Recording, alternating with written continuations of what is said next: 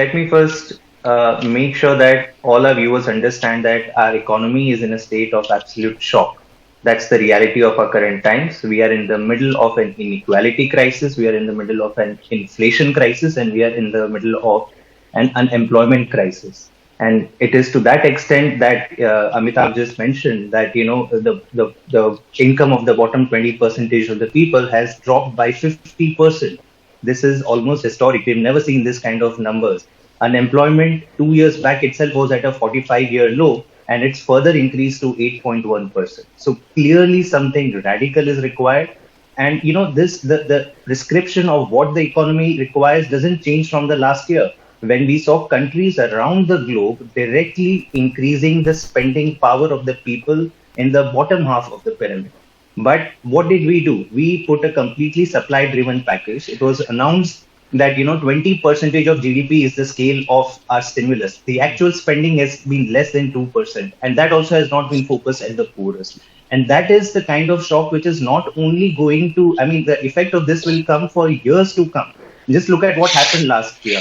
Even in the middle of a pandemic, the healthcare budget of the government of India actually reduced.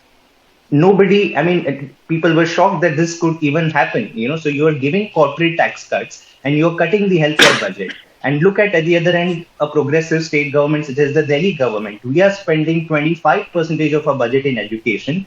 In the middle of the pandemic, we increased our healthcare spending from 12% to 16% of our budget. Both of these are the highest across the country.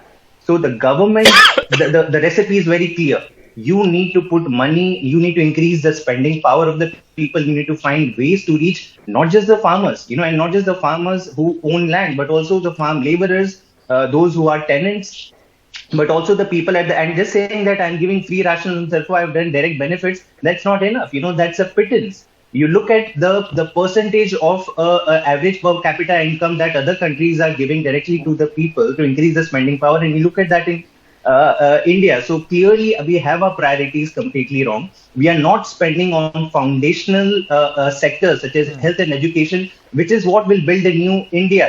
Just making temples and creating a environment of fear and enmity between castes and religions, because elections are always around the corner, is actually going to chase away investors from India.